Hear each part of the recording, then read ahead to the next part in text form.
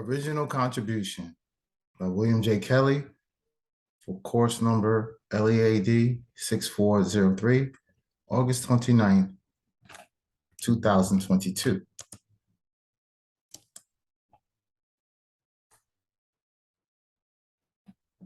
This presentation is focused on professional development for teachers of gifted elementary school students. Welcome, welcome, welcome, everyone. I'm glad you are able to join in on this presentation as part of the ongoing professional development as we explore the intricacies of talented and gifted elementary school students. Our meeting outcomes. During today's professional learning, team members will understand the talented and gifted child through the lens of a gifted child, discuss the focus on the behaviors of gifted students, and next is what are the future implications for professional development around the gifted child with behavior concerns. And a quote by David Guerin: if we want sustainable, meaningful change in our schools, it will only happen when teachers are learning and leading. We're going to watch a video presentation. So I want you to answer the following questions. Are there similar characteristics of the children? If so, name them. Do gifted children exhibit behavior concerns? And what are some strategies to work with gifted students exhibiting behavior concerns? So keep these questions in mind.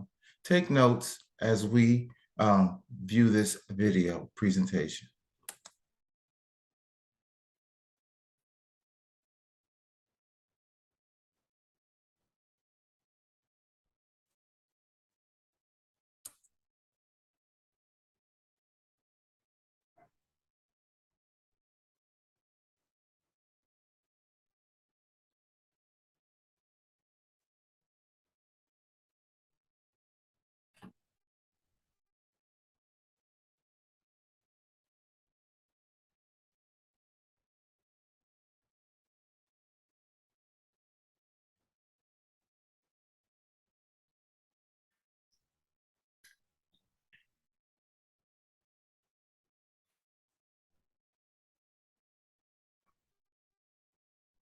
There've been some conflicts with teachers, I guess, in the past. It's probably ADD. Maybe it's Asperger's. They were trying to find something that I must be. They thought I was some kind of deviant creature and hell child. I just like math. It's something that I find exhilarating. It's like a passion that's inside you and you just can't not dance. I think I was 1.5 when I started to read. I spent about 3 years just being nocturnal and not really doing much of anything. They were trying to fix me rather than figure me out. It's almost like falling down the rabbit hole. It's strange and it's wonderful and it's unique. There's lots of areas one could be gifted linguistically, mathematics, visual, spatial capacity. It didn't have a lot of properties. All it could do was math. Alkali earth metals, they're also very reactive. This, I'll make a quick trick brick stack, then I'll make a quick trick block stack. Now go over into the 1950s. And silicon and germanium are used in computer chips. Well, then bring your mouth this way. We'll find something you can say. Luke, black, lights, bakes.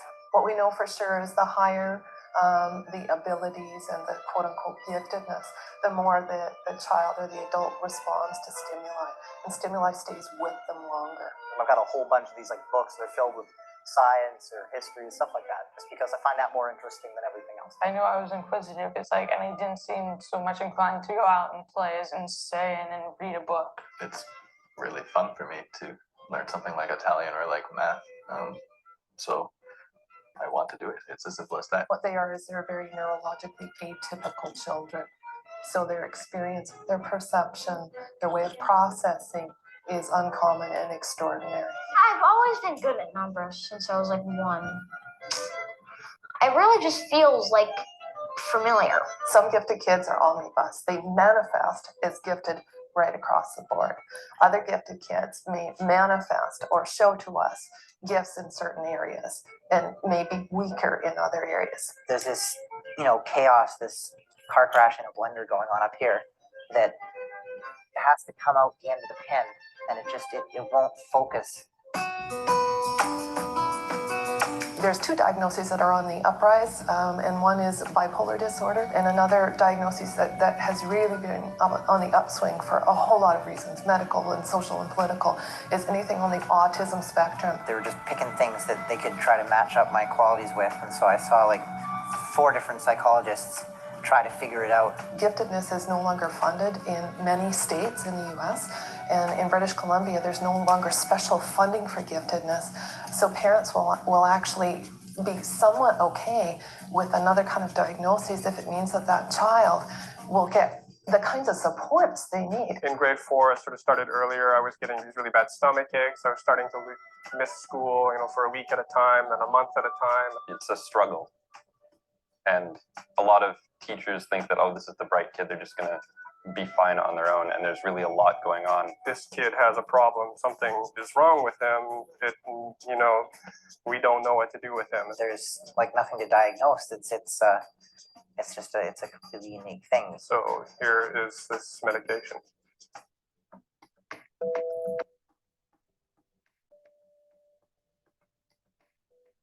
One of the adages in our field is once is a pattern. Often the highly profoundly gifted person will anticipate a pattern or just see it once and then quickly begin to extrapolate. Seeing patterns in the soccer field is like breathing. It's just, I can just like see, and I can see what's going to happen in like 3 minutes. So the teacher's out there and they're doing what good teachers do. They give a baseline generalization, several examples, and you'll see the gifted kid just starting to nod off. I can remember for the past 4 years, we've done electricity, and they're saying the same thing over and over again. We have this information already. It is not necessary to repeat. I had done this stuff 2 years ago, and I was like, okay, this is really easy. I need to do something different. I was getting really bored. I sort of don't really pay attention to if it's not something that I'm interested in, but if it's something I'm interested in somehow, I just hear it, even if I'm reading a book and I'm not really paying attention. So when you're doing review of curriculum in September and October, the gifted kid has checked out, and then he begins to lose faith that the leaders, the educators, the administrators have any idea at all about how to teach, because clearly they're missing about on how this particular mind needs to work. I like to learn about things, but I like to learn my way. The way I think is, what other ways can we solve this problem? Some kids really demonstrate they do get it and are met oftentimes with misunderstanding, or teachers who no longer kind of are comfortable with it. What do you do with the child who might even be more intelligent than you in some areas? My grade 7 teacher didn't like me because he didn't know what to do with me. My favorite subject in school is going home. That's really, really sad, because this is a little child who's absolutely primed to learn. She reads at about a grade 10 level in kindergarten and can write a story like that.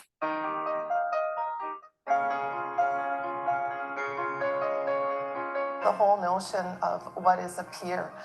There were children here today who are age 4 or 5 and who are reading and comprehending at a grade 12 level. They get together and it's just instant. It's like, I can be free. I don't have to scream my thoughts. It's fun because they actually somewhat understand me.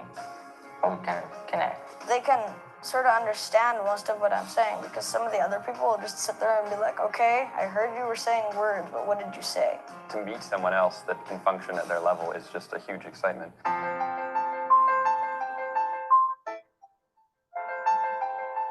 You just fall in love with these incredible kids who, with their immense power, often have incredible vulnerabilities, and you just feel compelled to try and make a difference for them. Sue sort of gave me my own perspective on what actually is going on. I couldn't be programmed like a little computer. I had to, gain a self-awareness. Sort of placed people around me that sort of created an environment where I guess I felt more comfortable. Just having somebody be like, you're okay, it's okay to be who you are. I think that definitely saved me from going down some pretty scary paths.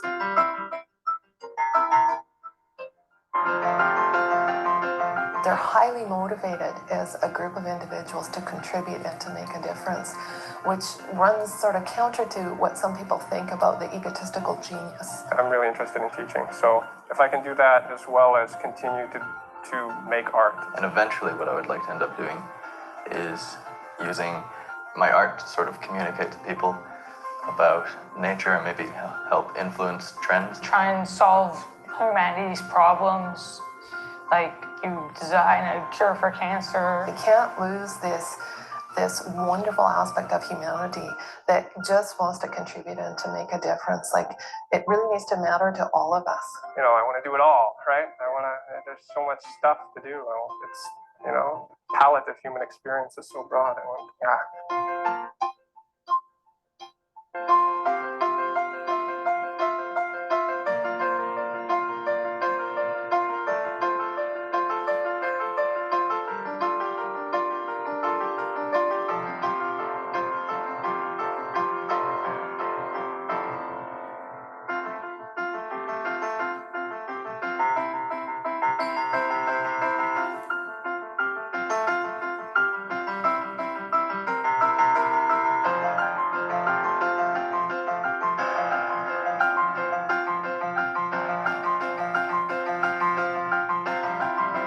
I would describe myself as a person who likes to think outside the box. I've never expected myself to fit a norm or to be normal. When I dance, I feel graceful and beautiful, and because the movement is just so nice. I'm really interested in things, like perhaps obsessively so, and that's okay with me.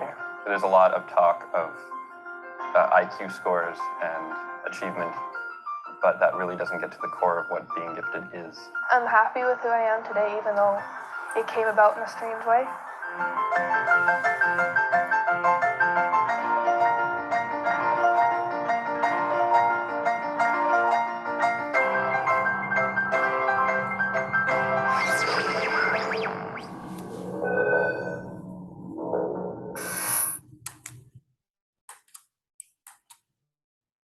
So that was an interesting video. I'm sure there were a lot of takeaways from watching that video presentation. So to circle back on the questions, are there similar characteristics of the children? If so, name them. Do gifted children exhibit behavior concerns? Name them. And what are they? What are some of the strategies to work with gifted students exhibiting behavior concerns? You'll be placed in a breakout room with groups of 3, and you'll be able to, the first group will answer the first question. We're going to jigsaw. The second group will answer the second question, and then the third group will answer the third question. I'm going to put a timer on, and I'm putting you in breakout rooms. So I'll wait until you all go into your rooms.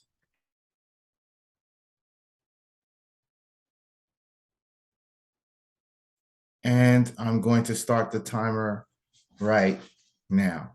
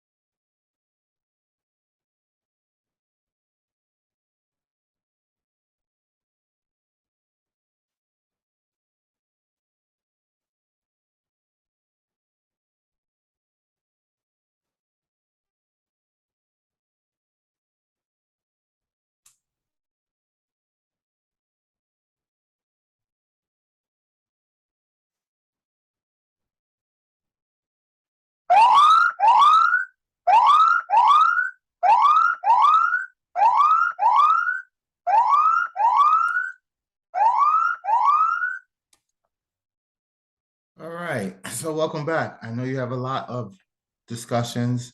And so now that we heard from all of you regarding your contribution to the questions, I'm going to break it down for you. So here are characteristics of a gifted child. They are curious, they're reserved or shy, they're creative, they like to fidget, they're autistic, they're analytical, and they acquire or have a natural gift for leadership. Behavior concerns of a gifted child: attention deficit hyperactivity disorder, or ADHD, attention deficit disorder, or ADD, social emotional needs, depression, anxiety, and low self-esteem. It's interesting because they are, no matter how smart they are, they still suffer some of these types of disabilities. Let's look at attention deficit disorder. Overexcitability refers to the way in which an individual experiences and responds to the world in terms of psychomotor, sensory, intellectual, imaginational, and emotional domains. Gomez et al., 2019. Gifted children who experience these conditions are considered children with ADD or ADHD. Let's talk about the social and emotional needs. Gifted students tend to act inappropriately when faced with low self-esteem issues, along with depression and anxiety. TUS 2020. What is important to note is teachers need to have the ability to connect a child's social emotional aspects to teaching and learning. This will allow the teacher to really engage in the child based on their needs. Depression and low self-esteem. So, Lucino Garcia et al. 2020 noted in the classroom, a teacher's level of engagement or lack thereof may lead gifted children having to adjust their level of enthusiasm for learning, resulting in boredom and wasted potential. In addition to a low level of well-being, as educators, we have to get to know how the gifted child thinks, acts, feels, and interacts socially with their peers. Once we see the onset of misdirected behavior, we must act upon it immediately. So just like you saw in the video, there was a little 4-year-old or 5-year-old who was in kindergarten, and she said the best part of her day was going home. So that's a red flag right there, and we need to challenge that. Next steps. We're going to look at a workshop model, sample lesson plan. The next two slides will provide a proposed model for professional development of teachers who instruct gifted students, directly referring to coaching and feedback.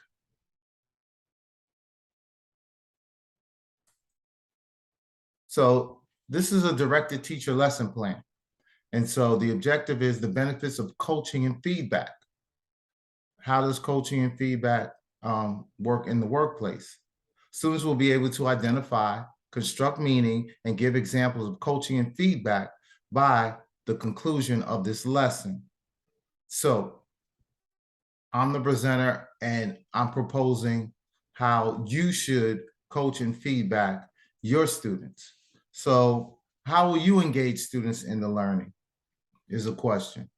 How will you connect the lesson to their prior knowledge? One more question, I will pose two questions. What does the word coaching mean? And how can I provide feedback to the students? So the adults will turn and talk, you will turn and talk with a partner, and then the class will then share responses aloud. Then I will engage student learners in posing a question, giving the students time to think about the question and then letting the students share and listen to their responses from their peers. Finally, as a whole group, discussing the question. I will connect the lessons to prior knowledge by relying on the adult's experience and relationship to giving others feedback. Introductory and development activity, the teacher-directed activity. How will you aid students in constructing meaning and concepts? How will you introduce model new skills or procedures? And so you will show, I'll show a short video to aid students in thinking or providing feedback. There will be dialogue directly after the video. I will aid students in constructing deeper meaning of the coaching. So the guided practice would be teacher monitoring activity. What will students do together to use new concepts or skills? How will you assist in this process? And the adult learners will jigsaw the article, coaching feedback model. Independent activity and meaningful use tasks, extension, refinement, practice activity. What opportunities will students have to use the new skills and connect in a meaningful way? And how will students expand and solidify their understanding of the concepts and apply it to real-world situations? How will students demonstrate their mastery of the essential learning outcomes? Extension and refinement and practice activities. What opportunities will students use the new skills and expand and solidify their understanding of concepts and apply to real-world situations? How will students demonstrate their mastery of essential learning outcomes? Another video on coaching and feedback that go hand in hand. The video is called Coaching and Feedback. Formative assessment. How will you monitor student progress throughout the lesson?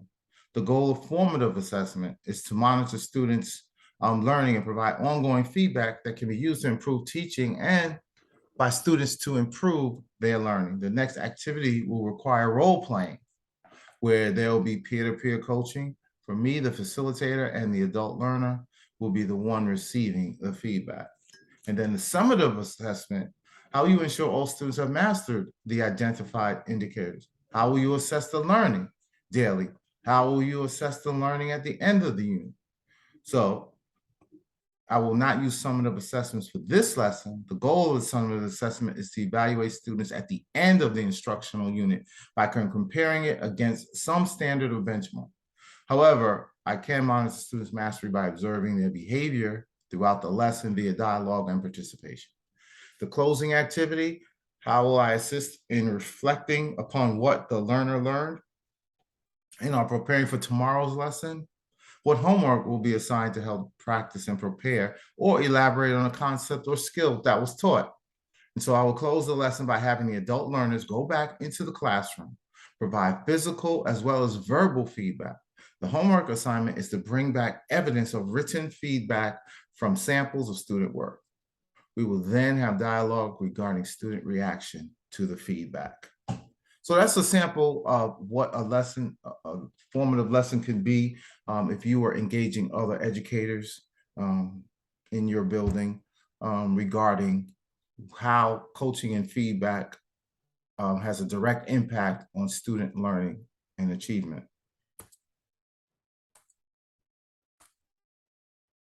So in summation, we are the power of one.